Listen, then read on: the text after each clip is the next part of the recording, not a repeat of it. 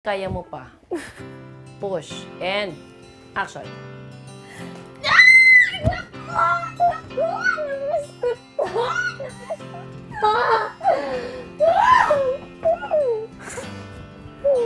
Unang humarap sa final rounds ng audition sina Joshua at Maris. Share tayo. No! Saan ako? On the floor! Hello! Si Maris, she has to work on sustaining the emotion na binigay sa kanya. Action. Namiss ko to! Namiss ko to! Natawa ka na?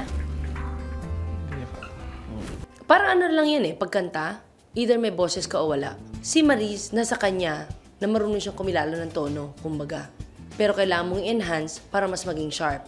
Kaya niyang umarte ng mga simpleng bagay, pero pag hihingin mo na yung kailangan mong sincerity on a more difficult scene, yun yung wala pa siya.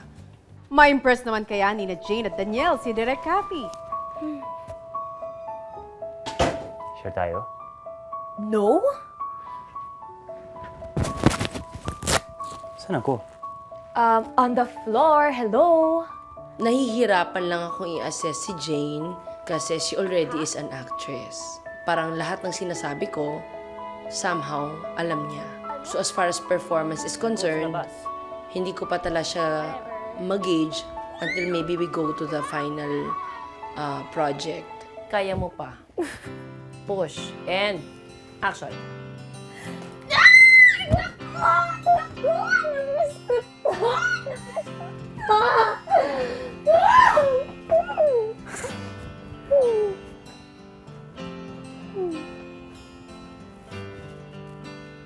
Anong ginagawa mo? Daniel is surprisingly, meron pala. He can act. Talagang problema lang is yung kanyang speech kasi pilipit talaga yung dila. Huling sumalang sa audition si Loisa at Vicky. Nag-improve na nga kaya sila. Parang di naman kayo nasaktan.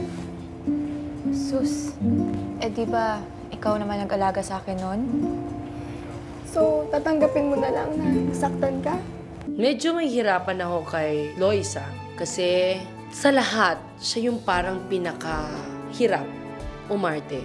Ikaw, kahit ako, may mga bagay tayo nagagawa na nakakasakit ng ibang tao. Mas open si Vicky. Ang problema kay Vicky, wala sa mata. Hindi mo nakikita sa mata yung truth.